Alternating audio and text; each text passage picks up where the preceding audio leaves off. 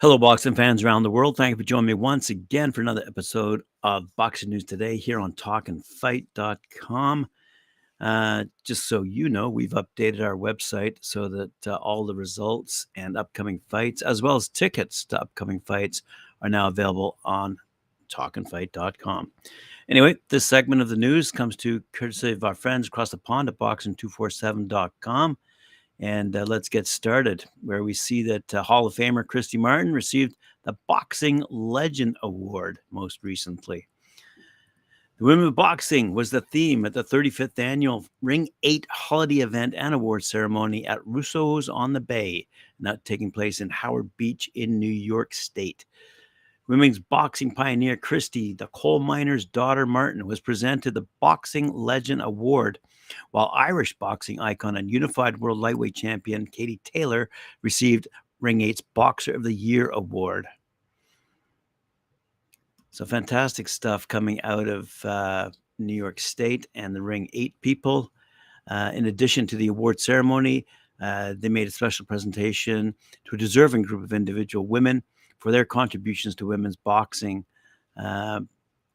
including Sonia the Scholar Lomanix, who is vice president of USA Boxing, Metro's governing body of amateur boxing in New York, retired boxers Lisa Holwine, Melissa Smith, and Keisha Snow, Jill Diamond, WBC Cares International chairperson and WBC International secretary, Melvina Latham, the first female chairperson of the New York State Athletic Commission, Sparkle Lee, the first female referee sanctioned in New York, award-winning boxing photographer Emily Haney, Secretary-Treasurer Deni Auclair, 31 years in USA Boxing Metros, Administrator Donna Quinto, 35 years working for the American Advancement in Boxing, Darcy Bellier, former assistant to Madison Square Garden matchmaker Bobby Goodman, and elite boxing judge Robin Taylor, and IBF Director of Public Relations Jeanette Salazar. Good stuff, and congratulations to all the women. They are well-deserving of all those accolades, and we congratulate them very much. There you go. Let's move along quickly to another story featuring women. Sulem Urbina fights for the first time in New York City tomorrow night. Speaking of women, speaking of New York, here we go. Another story. Women boxing star and former world title challenger Sulem Urbina, who's 13-2-1 with 2 knockouts, will take her talents to New York for the first time in her career. Sulem will be featured in a super flyweight bout scheduled for 8 rounds against Indeya Smith at Sony Hall in the heart of Times Square, Manhattan. And as I mentioned earlier, tickets are available by going to talkandfight.com. Go under events, you'll find our listing for tickets, and this is one of the events where there were a few tickets left as of yesterday anyway. Said Lou DiBella, Sulem Urbina is not only a good fighter and championship contender, she's one of the best people in boxing.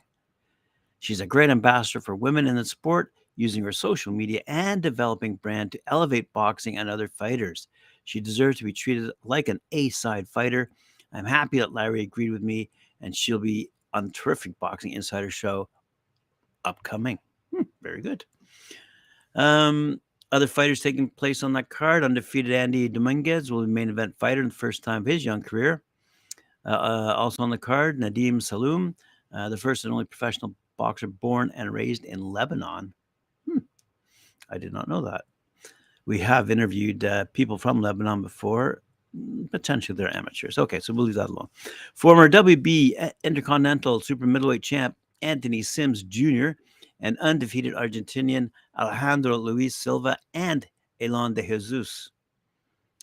This will be Boxing Insider Promotions' second fight card.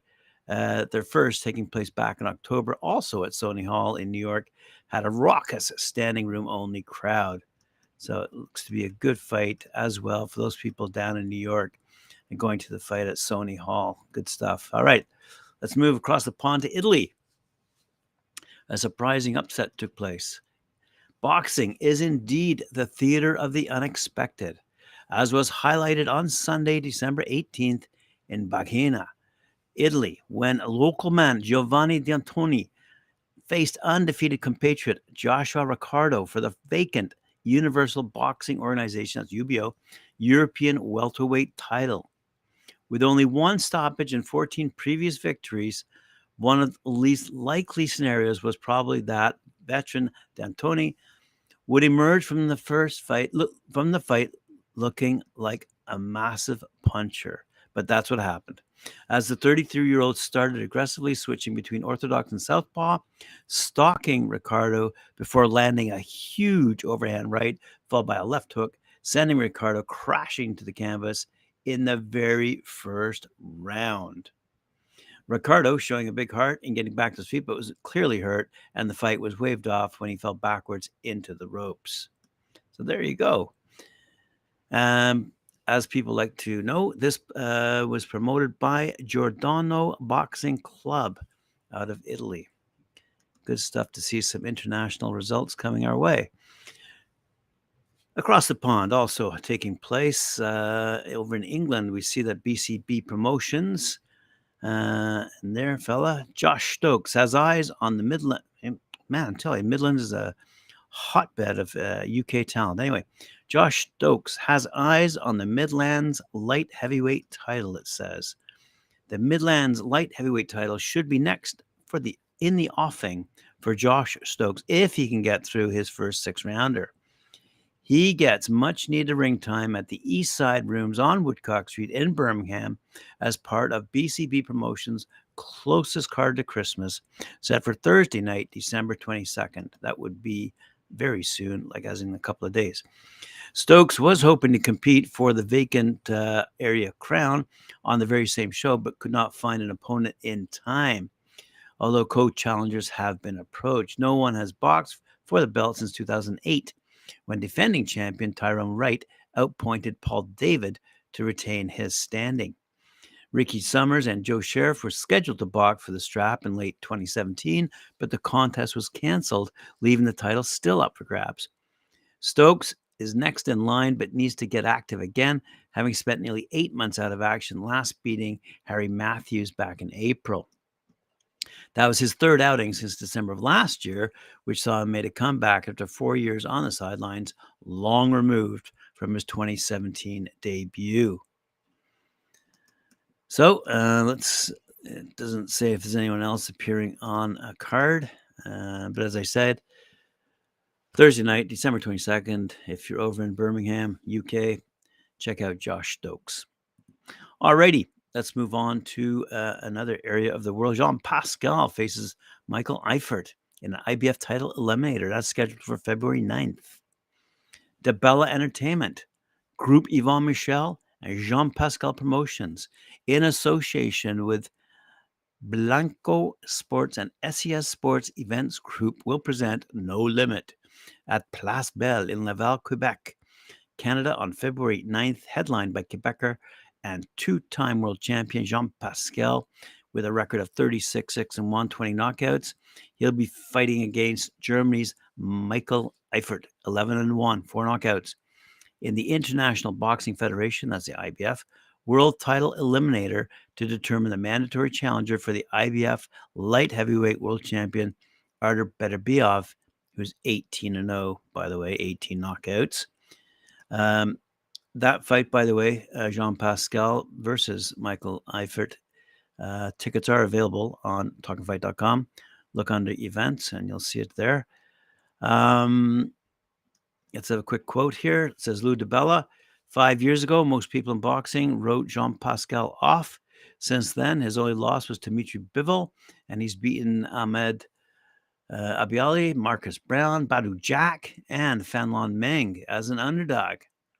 There's a lot of fight left in Jean Pascal, one of Canada's all-time great fighters. He will prove that on February 9th against Michael Eifert and secure yet another title shot in his illustrious career. Said Yvon Michel, Jean Pascal made his debut with us just a few months after the founding of GYM. Since then, we have been involved in 36 of his 43 fights, including his last in Quebec in 2018. It is with great pride that we participate in this expected return to Quebec, according to a survey. According to a survey of Quebecers who are boxing experts and amateurs, Jean Pascal has been chosen as the greatest Quebec boxer of the 21st century. What?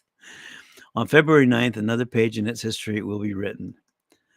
I'm going to leave the rest of that story for you to read. Go to boxing247.com. It's a long one. Got a lot of juicy quotes about Jean Pascal, but we'll wait for the results before commenting any further about him being the greatest ever. But let's move along to a sad note in closing. We are quite sad to announce the passing of referee Steve Smoger. Born back on August 15th, 1943 in Virginia, Steve started in boxing in the early 1970s as a judge and referee for the Police Athletic League. He became one of the most respected and in-demand referees in the sport, and over 3 decades in boxing, Steve was third man in the ring for nearly 200 title bouts and officiated all over the world, including Argentina, Italy, Germany, Thailand, Japan, and China. In 2015, Smoger was elected into the International Boxing Hall of Fame. A truly great boxing man, and he'll be greatly missed by the sport, and he leaves us much too early. Rest in peace, Steve Smoger. Thank you very much, Talk and Fight fans, for joining me here on Boxing News Today. I appreciate it. Remember to like, share, subscribe, hit that notification bell, and we'll see you later on at 4 p.m. when we join Mike Warren and Cedric Ben for Knuckle Up.